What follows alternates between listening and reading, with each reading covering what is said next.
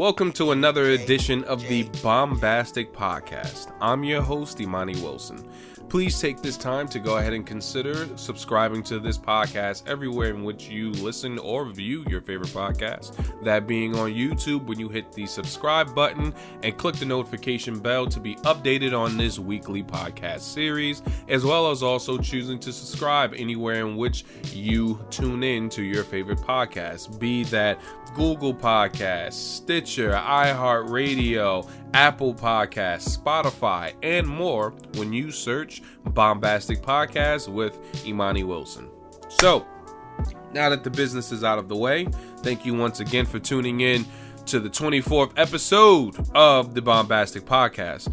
I figure as I continue to sort of play, and sort of have fun with the format, I wanted to sort of turn this episode, the 24th episode, if I'm not mistaken, to a more storytelling podcast. Most notably just because this week I'm dealing with a little bit of a cold, so I figure, what you don't mind, hearing me be stuffy or, the crumpling of cough drops in the backdrop, where I figure to try to cover, most notably on this date, why we remember and even acknowledge to a certain extent the 5th of November.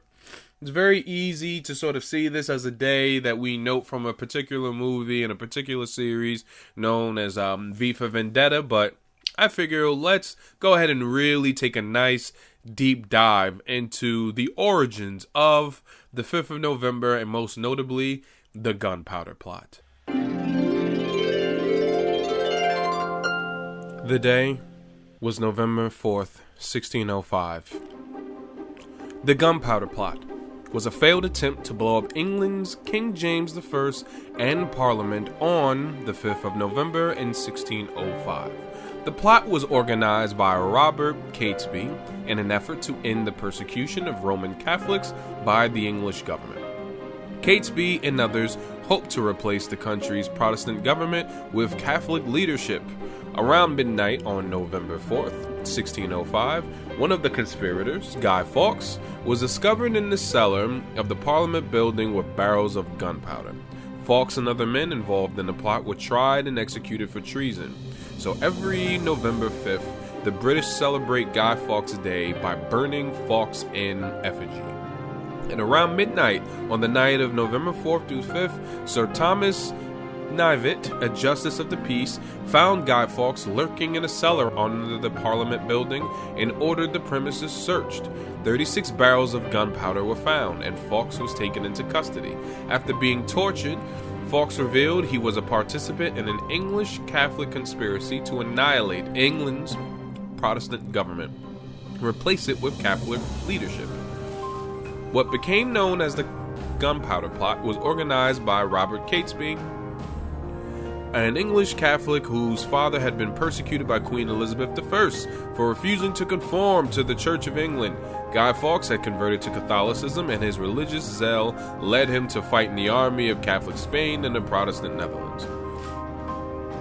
So, to dive back from that little history lesson, we now go ahead and apply that to the context of the graphic novel itself, V for Vendetta, which is a British graphic novel written by the GOAT, let me say this now, the GOAT of comic books and graphic novels, if you will, Alan Moore. The comics follow the story's title, character, and protagonist V, an anarchist revolutionary dressed in a Guy Fawkes mask, as he begins an elaborate and theatrical revolutionist campaign to kill his former captors, bring down the fascist state, and convince the people to abandon fascism in favor of anarchy, all while inspiring a young Evie Hammond to be his protege.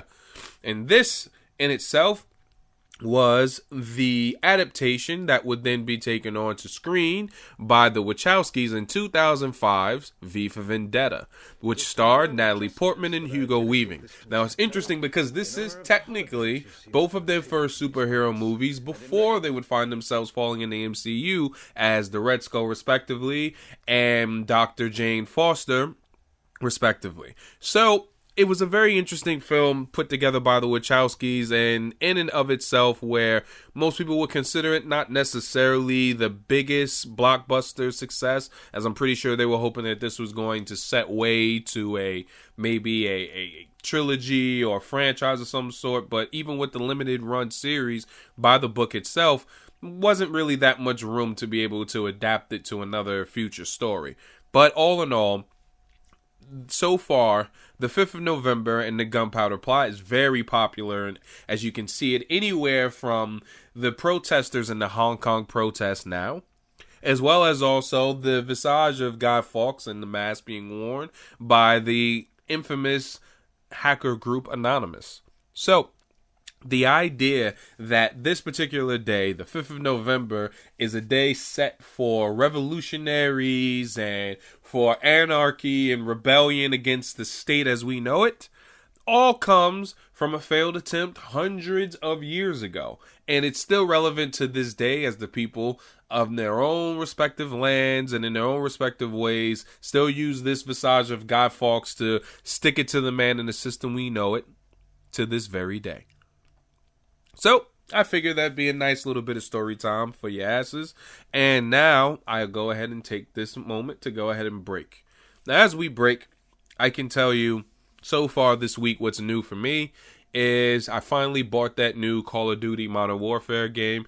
I've literally played less than 10 minutes of the campaign itself, so I'll have more gameplay towards the end of this week, so you can probably look forward to that. Give it towards literally about the end of the week, where you'll be able to see all of my F-bombs and failures and highlights all in their 1080p glory. But most notably, what I wanted to highlight, just to sort of bring this very brief podcast and this segment all to its most epic crescendo, covering the aggressors of the week for this week. The aggressors of the week, you motherfuckers who are assembling with the fury of 1,000 fucking suns. You're acting as though it is the last known commodity of sustenance on the fucking face of the planet. You motherfuckers going hard over these fucking Popeye chicken sandwiches are a fucking disgrace to your family's name. The amount of people, the amount of vandalism, the amount of just overall social damage as not even a culture, as a fucking species that we have exhibited over this sandwich that, don't get me wrong, that sandwich looks like it's so fucking good. Like, if I had the chance to right now, I would hop in the fucking truck, pull up to the local fucking Popeyes and get 2 of them bitches. But it is not worth vandalizing shit. It's not worth murdering someone over a fucking sandwich. Like, let me touch on this right now.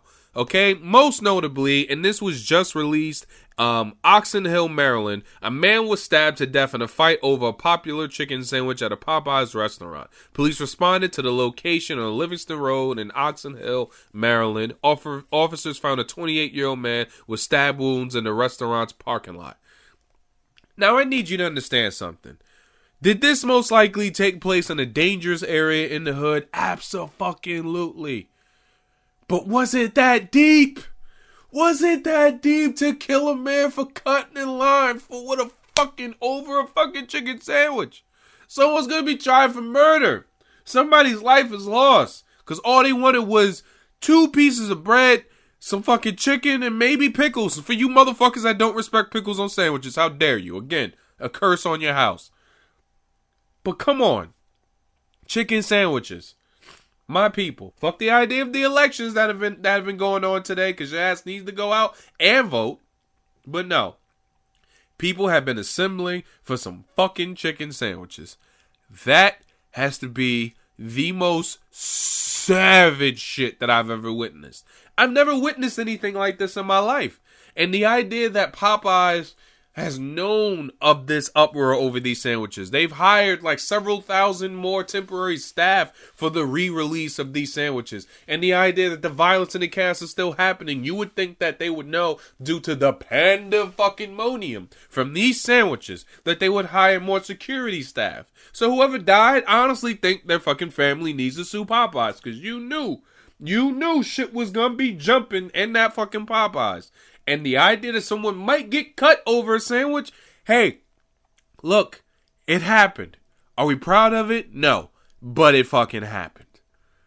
So I don't have anything else to say. I mean, honestly, for the 5th of November, I just wanted to touch on the revolutions that are happening overseas where people are literally fighting for their rights. The idea of what the 5th of November means for people today, what this time of the year means towards the idea of elections and being ready for a general election year for next year in the U.S. of fucking A. It's just the idea that motherfuckers are not only going hard over conspiracies, but going hard over their favorite teams and going hard over fucking chicken sandwiches. I'm done. That's all I got for you this week. That's it. I'll see you at the end of the week with some more gameplay.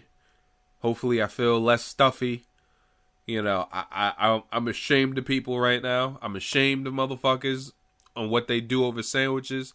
But that will not keep me from asking you to take this time to consider subscribing to this podcast on YouTube by hitting that subscribe button, hitting that notification bell so you can be updated on this weekly podcast, and subscribing to this podcast on your preferred audio streaming platform, whether that be again on Google Play, SoundCloud, Apple iTunes, Spotify, iHeartRadio, Stitcher, wherever you tune into your favorite podcast. When you tune in the Bombastic Podcast, I'm your esteemed, grateful, and privileged host, Imani Wilson, and I will see you guys at the end of the week, as this is the end of the show. Stay nerdy.